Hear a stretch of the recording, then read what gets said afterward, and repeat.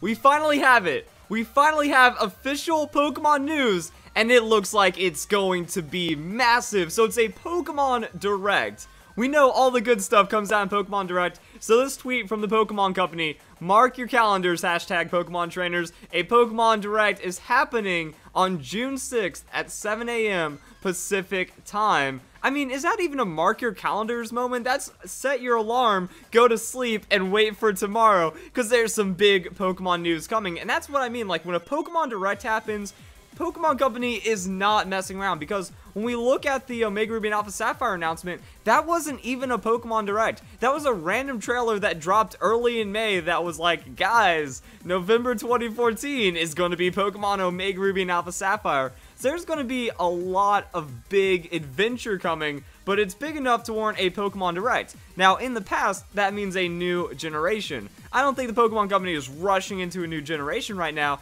There's also a few other things to keep your eye on, because I'm pretty sure this confirms Pokemon whatever on the Switch, and potentially 3DS as well. I think that Monster Hunter really showed that cross-compatibility is going to confirm for Pokemon. I did a video on that recently. I might leave it in the description, but it might not be relevant tomorrow when we already have all of the information, you know? So when we're looking at it, this is what happened for the Pokemon Sun and Moon announcement. We all remember the Pokemon Direct. There was build-up, there was talking about the game, there was the hype trailer, and then it all comes together in a brand new Pokemon adventure. So that's the excitement right there. But this was late February. So we had months and months and the better part of a year to sit on this game and wait for Pokemon Sun and Moon to come out. Now that's what makes this one so interesting, because it's usually announced in May. June is really late for a Pokemon game announcement, because when we look at Heart Gold Soul Silver, another remake game, that was actually announced in May as well, and then Black and White 2 and Black and White, those were all really early in the year as well. So that's why it was really strange, like, where's our Pokemon news? Where's our information? We got nothing to go off of right now. So that could mean a couple of things. Maybe Pokemon Company, they're learning from what happened with Pokemon Sun and Moon, and that they gave away all their information too soon. Now, going back to this announcement, it also gave us Pokemon Red, Blue, Yellow remakes, as well as compatibility with Pokemon Sun and Moon, and it showed us, like, the new Pokemon Bank and all the new systems and how the 3DS is going to communicate compared to how it communicated with things in the past. I think that this is a really big sign to show you guys what is going on with Nintendo Switch, because whenever there's a Pokemon Direct, there's something else going on. So with Pokemon Direct, it shows that there's going to be more information than just a trailer, and yeah, that's kind of it. Like, okay, 30 seconds, hey, we get the new game announcement, much like what we saw with Omega Ruby and Alpha Sapphire, that, you know, was all this build-up, you know, gotta catch them all. It was 13 seconds of the intro. It says new adventure, boom, Omega Ruby, Alpha Sapphire, done. The video was not much at all. So you can't really stage your Pokemon Direct, you're just better off announcing a trailer,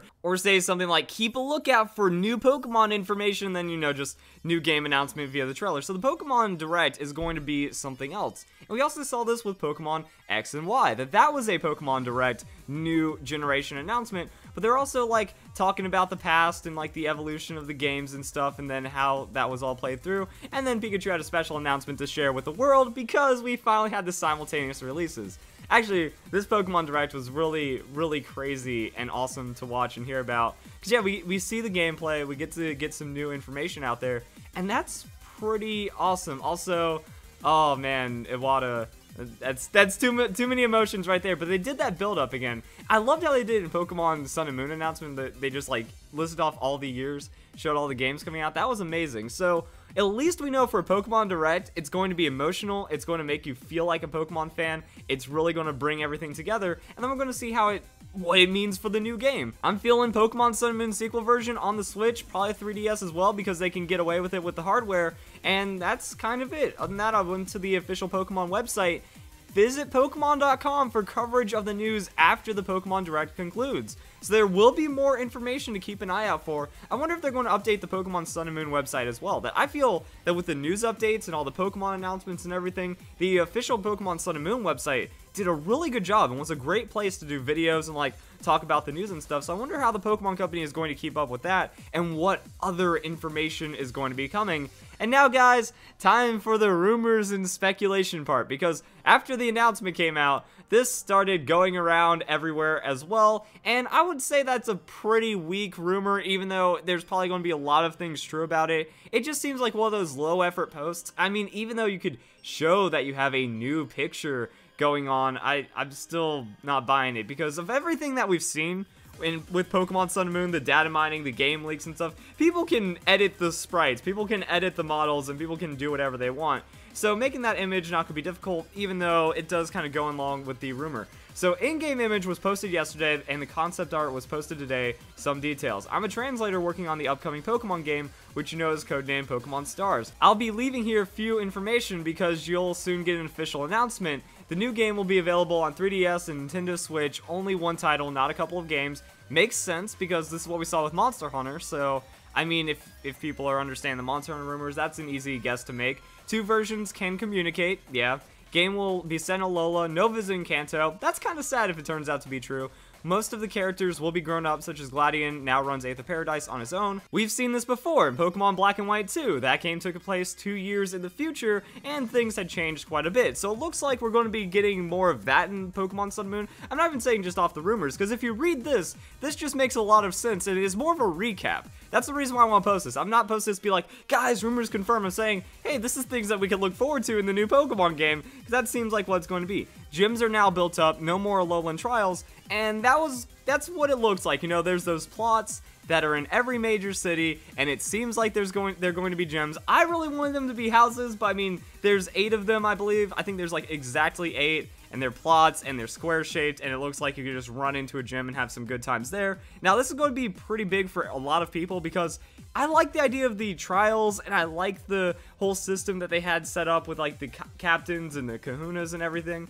But it was just a little weird, and a lot of people just tended to miss their gyms and have a little bit less of a linear storyline. Also, if we're all grown up and this is a direct sequel, then maybe we should have some more freedom. Maybe we can just kind of go to whatever island we want, hopefully. I don't want it to be super linear like the last one, and then maybe, you know, that could lead some issues. Like if I'm just going to go, hey, I'm going to Pony Island, and then there's like super high level Pokemon there when I'm just starting out my adventure, that could be a little problematic. But I would like it if they did kind of change up the order a bit, because when you do a sequel version, you have to be really delicate and not make it feel like pretty much the same game. The gems are going to be a big change, but will they be big enough compared to just how much Pokemon Sun and Moon held your hand? And I think with like Breath of the Wild and all these other games that are coming out with like these more open world expanses, I would like to see the Pokemon Company try something like that. I would like to see Game Freak maybe try to take some limitations off, you know, just say, hey, you can run over there, but you're going to get bodied, or you can like train here, maybe skip a little bit to a harder section.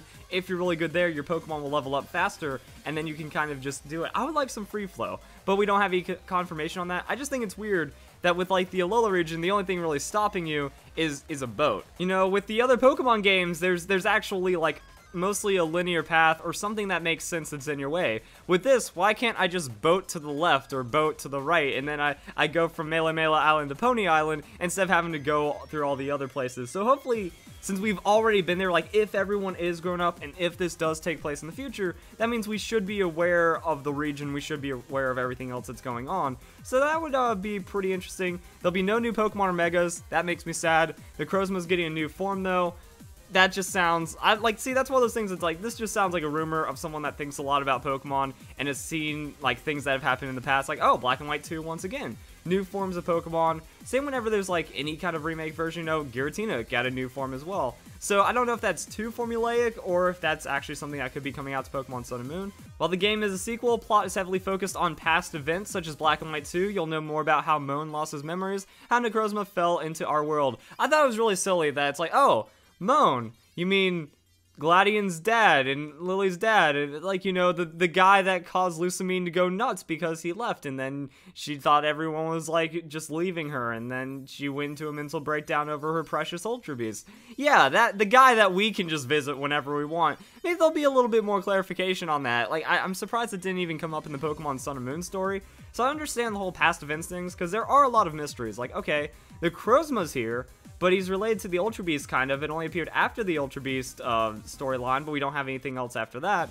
And then, yeah, I'd just like to know more about Moan. So, as long as it's not too much in the past, even though it is in the sequel in the future, I think we can still make this one work out. Game's heavily filled with cutscenes, even more than Pokemon Sun and Moon.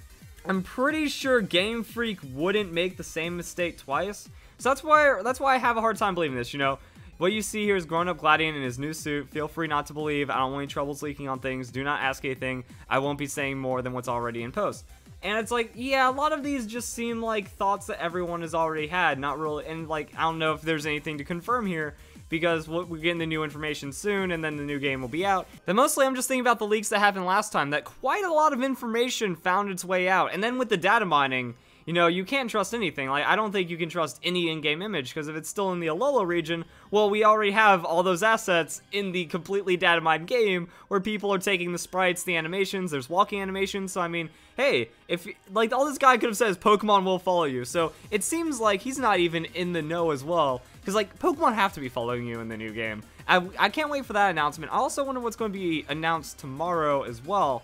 So we got some fun stuff coming out. I think this is kind of it's not really like a leak or confirming anything, but it's a good refresher as to what to look forward to. You know, there are those gym slots. I really want them to be houses, but looks like we just have to, well, not we, I just have to suck it up. Yeah, that's going to be gyms. That's going to probably, I think I might have mentioned that as well. I might have already given up on that hope, because it just seems a little too convenient that there's the right amount of them, and that if there is a remake version of Pokemon Sun and Moon, it is going to be able to take place with the gyms.